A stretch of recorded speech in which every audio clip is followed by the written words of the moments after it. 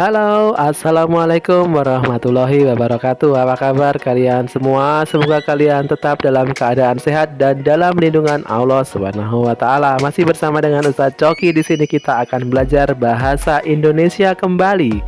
Dan kita akan masih melanjutkan pelajaran yang sudah pernah kita pelajari di waktu sebelumnya.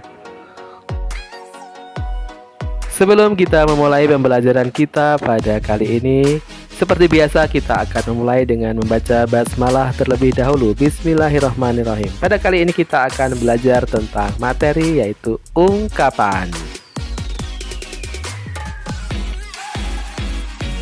Sebelum kita melanjutkan pembelajaran kita, Ustaz akan bacakan dulu tujuan pembelajaran kita pada kali ini adalah memahami makna ungkapan dan pemakaian ungkapan dalam kehidupan sehari-hari.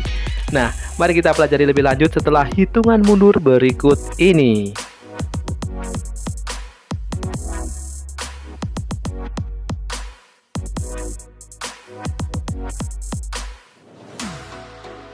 Tentunya istilah ungkapan sering kita dengar dalam percakapan sehari-hari atau media yang pernah kita baca, baik itu koran, majalah, atau dalam buku yang juga pernah kita pelajari di sekolah. Sebetulnya apakah ungkapan itu? Marilah kita telusuri lebih dalam apakah ungkapan itu.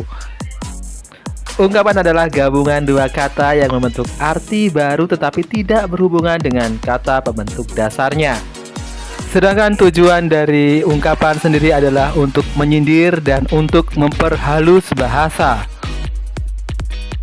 Berikut adalah contoh ungkapan yang biasa digunakan dalam kehidupan sehari-hari. Let's check it out.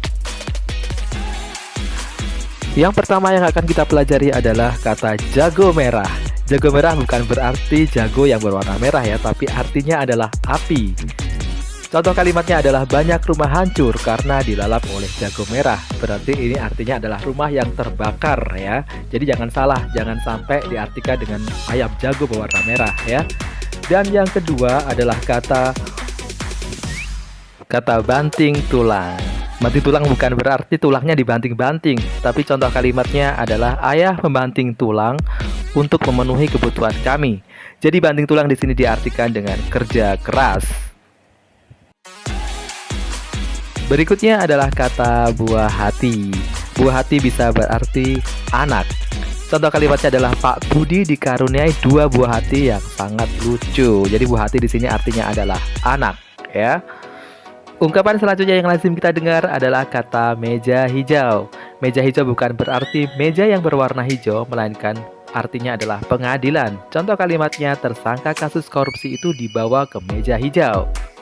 Next, ungkapan berikutnya adalah tangan kanan. Arti dari tangan kanan adalah orang kepercayaan. Contoh kalimatnya adalah orang itu mempunyai tangan kanan yang sangat banyak. Jadi jelas ya, artinya bukan tangan sebelah kanan, melainkan orang kepercayaan. Jadi hati-hati ya.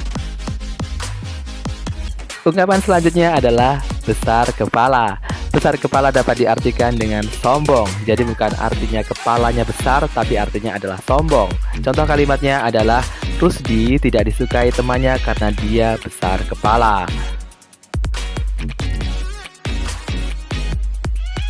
Contoh berikutnya adalah gulung tikar. Kalian tahu gulung tikar itu artinya apa?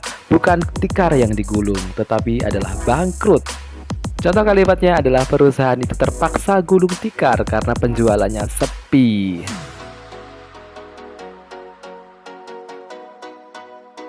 Yang berikutnya adalah kabar angin. Kabar angin artinya adalah berita yang belum tentu benar.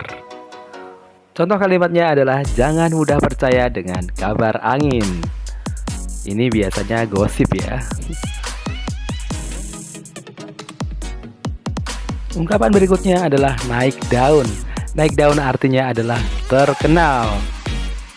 Jadi bukan daun yang dinaiki, tapi artinya adalah terkenal. Contoh kalimatnya adalah Sule semakin naik daun ketika membintangi film itu. Ungkapan terakhir yang akan kita pelajari adalah naik darah. Naik darah itu artinya marah. Contoh kalimatnya adalah supporter tim sepak bola itu semakin naik darah ketika tim kesayangannya kalah.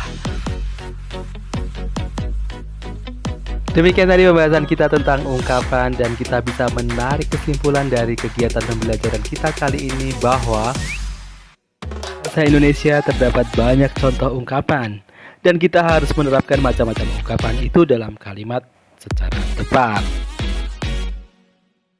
Sedangkan nilai ukhrawi dari pembelajaran kita kali ini dapat dilihat pada ayat Al-Quran Surah Al-Furqan 63. Dan hamba-hamba Tuhan yang maha rahman ialah mereka yang berjalan di atas muka bumi dengan merendahkan diri, dan apabila orang-orang jahil menegur mereka, mereka mengucapkan selamat.